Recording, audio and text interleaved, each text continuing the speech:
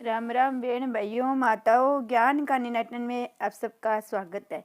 श्रीमद् भागवत महापुराण का 7वें स्कंद का 7वां दिन हम सब मिलके सुनते हैं। श्री कृष्ण भगवान ने की जय। छठे दिन हमने सुना कि महात्मा कहते हैं कि सब में ईश्वर है, सब में ईश्वर का वास है। जो दृश्यमान है वही ईश्वर है, ईश्वर अदृश्य है वह ईश्वर ही है। अपने को हरेक आत्मा के अंदर ईश्वर दिखाई दे वही अपना वैष्णव धर्म है। शंकर भगवान समाधि लगाते हैं। समाधि में क्या है? अपने स्वरूप को स्वयं देखना ही समाधि है। आगे हम सुनते हैं। कोई भी एक मार्ग निश्चित कर लो, प्रत्येक दृश्य वस्तु विनाशी है।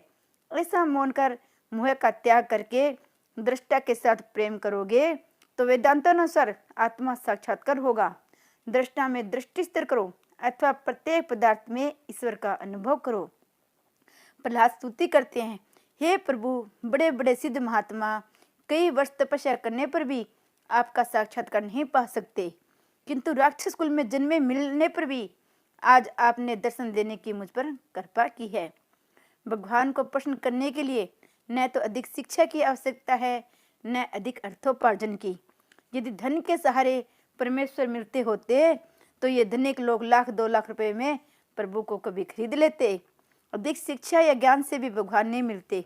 जो अधिक ज्ञानी है वे कई बार दूसरों से छल कपट करने से भी बाज नहीं आते। परमात्मा को प्रसन्न करने के लिए संपत्ति, शिक्षा या उच्च कुल में जन्म आवश्यक नहीं है। मात्र ब्राह्मण ही ईश्वर को पा सकते ऐसा भी नहीं है। परमात्मा को प्रसन्न करने के लिए आवश्यक है हृदय का शुद्ध प्रेम।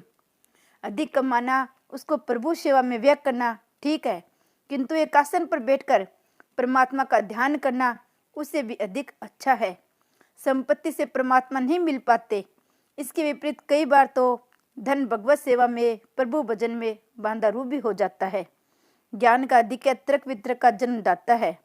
अतः ज्ञानी भगवान की स्मरण सेवा ठीक तरह से नहीं कर पाते।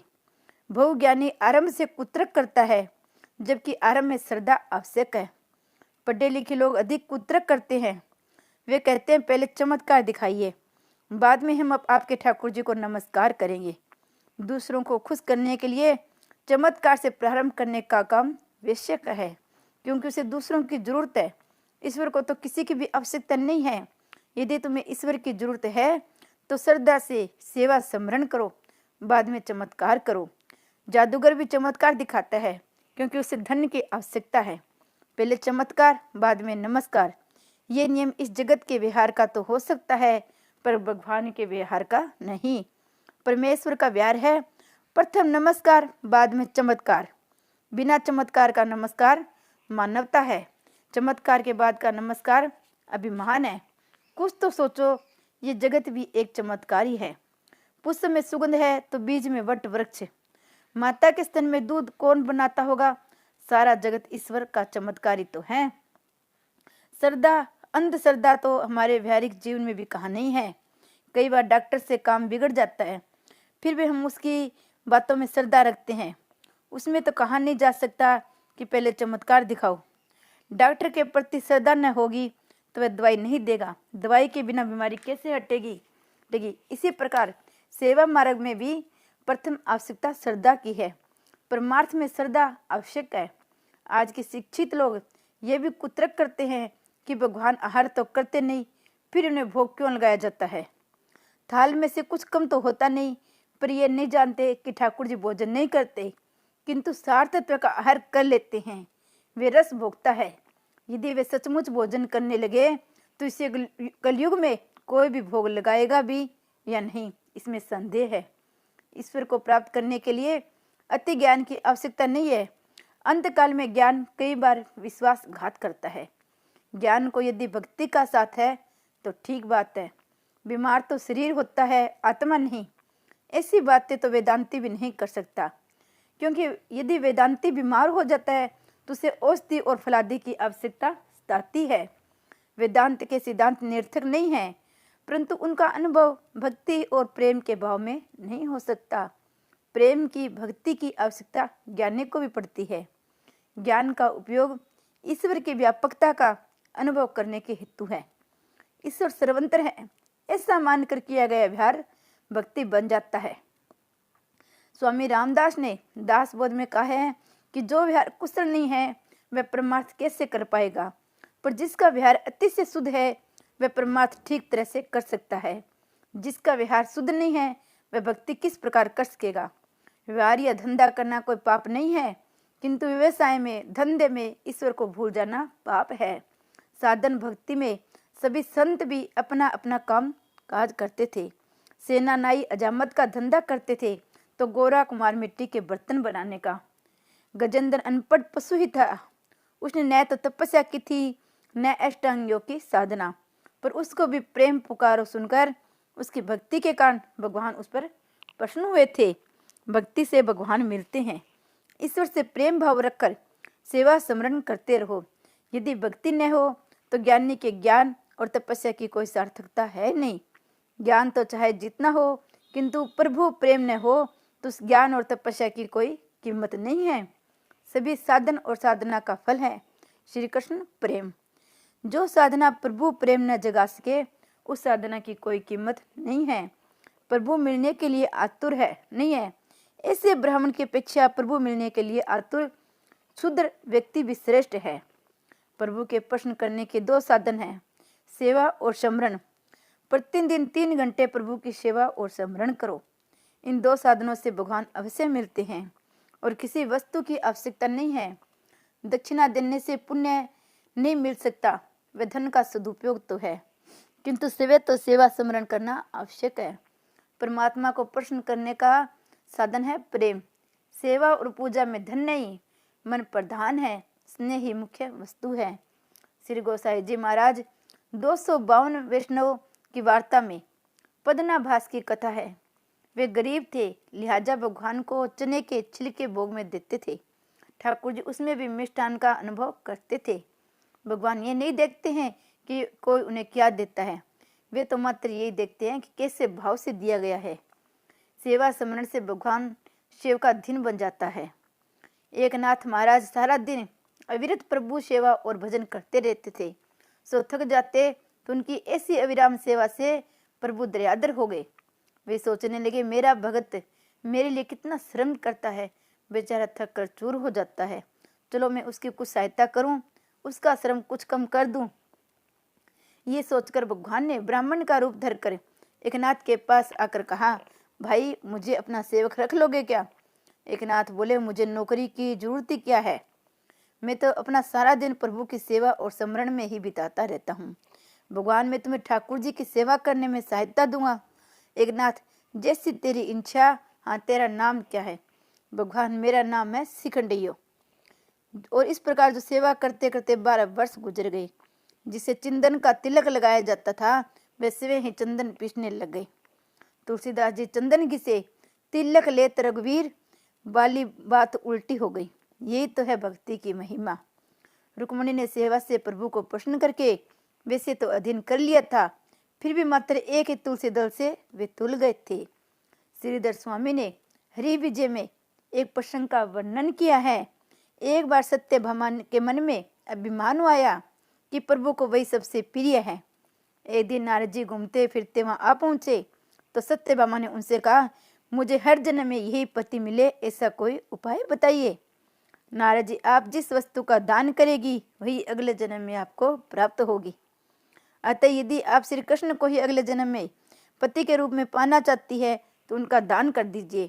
ऐसा दान के लिए सत्यभामा तो तैयार हो गई, किंतु ऐसा दान कौन स्वीकार करता था? कोई भी व्यक्ति उस दान को लेने के लिए इच्छुक नहीं था।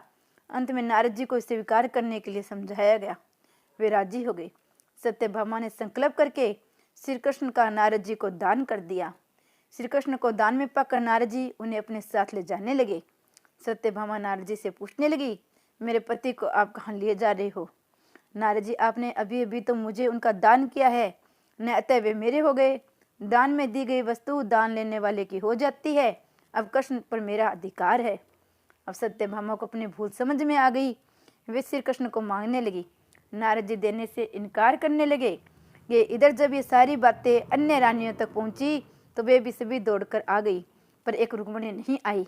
सभी रानियां नारद जी से विनती करने लगी कि उनके पति को वापस दे दीजिए। नारद जी, सत्यभामा ने श्री कृष्ण का दान किया है, तब तो वे मेरे हो गए हैं। फिर भी यदि आप इन्हें वापस लेने की इच्छा करती है तो इनका जितना वजन है उतना स्वर्ण मुझे दे दो, मैं इन्हें लौटा दूंगा। सत्यभामा प्रसन्न हो गई। उन्होंने सोचा उनके पास तो ढेर से आभूषण है, श्वेतक मणि है, पति का वजन होगा तो भी कितना होगा। वे अपने सारे आभूषण ले आई। किंतु ये क्या हुआ, सत्यभामा ने हीरा मोती श्वेतक मणि सहित अपने सारे के सारे आभूषण तुला में रख दिए। फिर भी श्री कृष्ण का पल्ला नीचे ही रहा। अब तो सभी अन्य रानियां भी घबरा गई, दौड़ दौड़ कर अपने अपने आभूषण ले आई।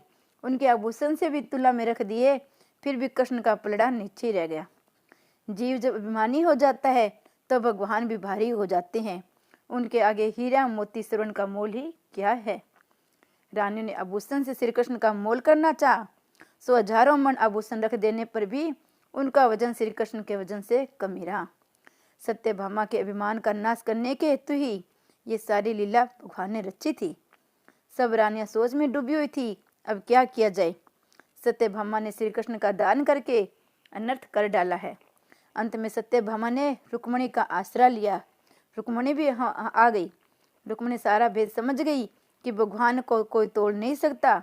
रुक्मणी ने अन्य रानियों से कहा, भगवान की तुला क्या श्रवण से हो सकती है।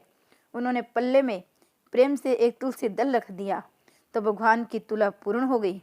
रुक्मणी ने पूरे प्रेम से तुलसी दल अर्पण किया था, अतः भगवान का पलड़ा ऊपर उठ गया। इस प्रकार बोडाना के लिए भगवान का सवा वाला एक धन्य विशेष के बराबर हो गए। धन्य धन्य बोडाना की नारी, सवा बाल भय बन माली। ईश्वर कभी ऐसी इच्छा नहीं करते कि कोई उनकी सेवा करे। वे तो निज लाभ से परिपूर्ण हैं। उन्हें किसी भी वस्तु की अपेक्षा नहीं है, वैसे वे आनंद रूप है। उन्हें ऐसी इच्छा या अपेक्षा नहीं है कि वैष्णव उन्हें भोग लगाए। उन्हें भोजन की इच्छा भी नहीं होती, वे तो निष्काम है। भक्तों को प्रसन्न रखने के लिए वे भोजन करते हैं। भगवद निवेदन किए बिना भोजन कभी नहीं करना चाहिए। ईश्वर को उनका ही पदार्थ अर्पण करना है। प्रेम से अर्पण करोगे तो वे प्रसन्न होंगे। ईश्वर को अर्पित किए बिना खाने वाला व्यक्ति भूखा रह जाता है। तुम उन्हें अर्पित करोगे तो वे कई गुना बढ़ाकर वापस लौटाएंगे।